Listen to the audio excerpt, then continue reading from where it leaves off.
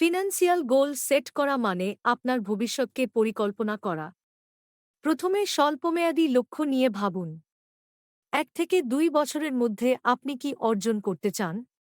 হয়তো একটি নতুন গাড়ি বা একটি ছুটির পরিকল্পনা। এগুলো সহজে অর্জনযোগ্য, কিন্তু সঠিক পরিকল্পনা দরকার। এরপর আসুন মধ্যমেয়াদী লক্ষ্যগুলোতে। 3 থেকে 5 বছরের মধ্যে একটি বাড়ি কেনার কথা ভাবুন। এই সময় আপনি সঞ্চয় করতে পারেন, বিনিয়োগ করতে পারেন এবং আপনার ক্রেডিট স্কোর উন্নত করতে পারেন।